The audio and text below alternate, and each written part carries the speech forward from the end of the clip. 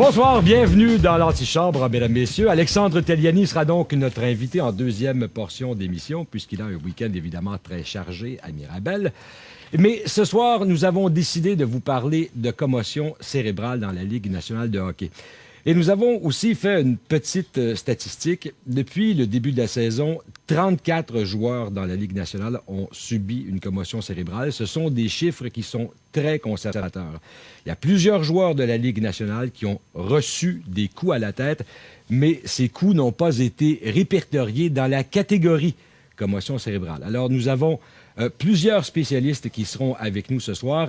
Et la raison pour laquelle nous avons décidé de faire cette émission sur les commotions cérébrales, c'est parce que Mario, et tu seras le premier à t'exprimer ce soir, tu as appris des informations sensibles. Oui, absolument. Vas-y avec ta manchette. Moi, je crois sincèrement que la carrière de Sidney Crosby serait compromise et je vais vous dire pourquoi.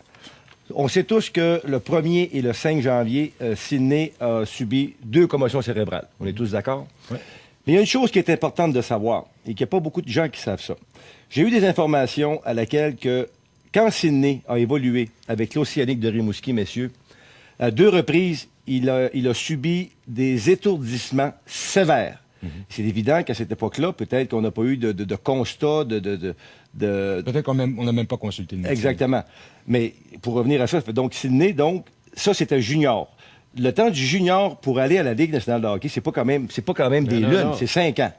Alors, ça veut dire ceci, c'est qu'en 5 ans, Sidney Crosby a souffert de 4 coups portés à la tête. Et on sait que 4 coups en 5 ans, c'est quand même, les gars... 4 chocs à la tête, c'est quand même très éprouvant. Et c'est pour ça, l'une des raisons, j'ai parlé à Pat Brisson aujourd'hui, j'ai parlé avec son agent Pat. Pat dit que tranquillement, comme on nous l'a fait savoir via les courriels, qu'il va recommencer son entraînement d'ici quelques semaines, très légèrement. Non, il a même recommencé sous la supervision du docteur Michael Collins. Exact. Alors, tranquillement. Alors, moi, j'ai dit ceci. Avec les 4 coups à la tête, 4 coups durs portés à la tête de Sidney Crosby, moi, je pense que sa carrière est compromise. Et si Sidney Crosby revient au jeu, s'il revient au jeu, je pense qu'il va être un joueur qui n'aura plus la même impact. Ce sera plus le même joueur. Sidney n'aura plus le même impact à cause, justement, de ses commotions. Et en terminant... Et je pense qu'on peut faire des comparaisons. Hein. Je pense qu'on peut parler de Pat Lafontaine, on peut parler d'Éric Lindros, Paul Carrier, de Paul Carrier. Il y en a plusieurs dans la Ligue nationale, là, comme ça. Et en terminant, je sais également que ses parents, Sidney Crosby, sont très inquiets pour sa santé. Pas pour le Sidney d'aujourd'hui, mais le Sidney Crosby, s'il fait un retour au jeu, ses parents sont très, très inquiets. Puis fiez-vous à moi quand je vous dis ça.